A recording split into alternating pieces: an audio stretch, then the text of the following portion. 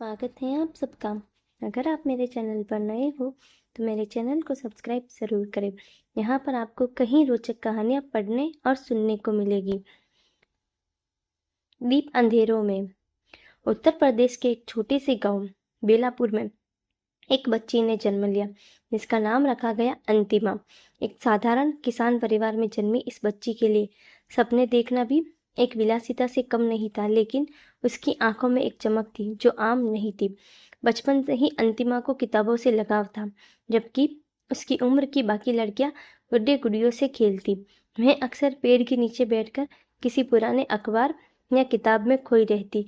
School की इमारत टूटी फूटी थी, ब्लैक बोर्ड अधूरा, लेकिन अंतिमा की पढ़ाई के प्रति जज्बा पूरा था। रामस्वरूप उसके पिता दिन रात खेत में पसीना बहाते थे। माँ सावित्री घर और खेत दोनों संभालती। दो छोटे भाई थे जिनकी जिम्मेदारी भी अंतिमा पर थी, क्योंकि माँ पिता दोनों काम में लगे रहते थे। फिर भी वह कभी शिकायत नहीं करती। वह जानती थी कि उसका संघर्ष ही उसका भविष्य लिखेगा। 10वीं की परीक्षा में जब उसने जिले में टॉप किया तब गांव में हलचल मच गई। लोग कहने लगे, लड़की होकर ऐसा कर दिखाया।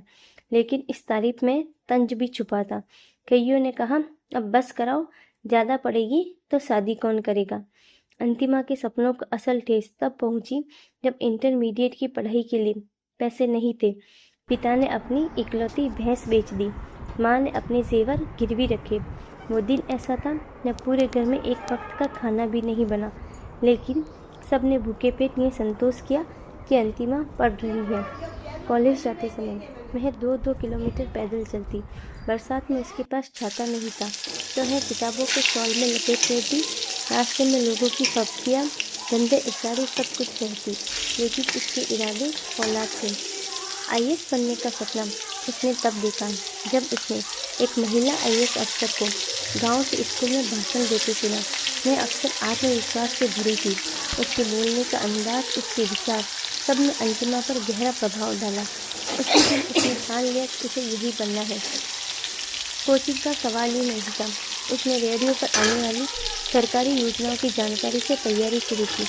अखबार रद्दी वाले से सस्ते में ले आती।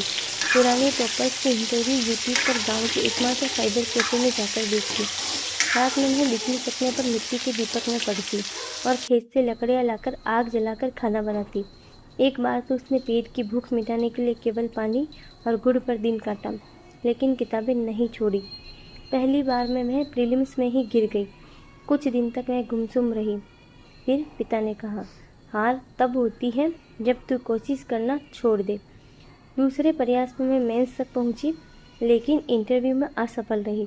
उसने हार नहीं मानी, बल्कि और अधिक मेहनत की। वह जानती थी कि अगर वह टूट गई तो उसके जैसे कई और सपने मर जाएंगे। तीसरे प्रयास में अंतिमा ने 46वीं रैंक प्राप्त की। यह सिर्फ एक रैंक नहीं थी, यह एक संदेश था कि परिस्थितियाँ चाहे जितनी भी कठिन क्यों न हो, अगर हौसले बुलंद हो तो जीत संभव है।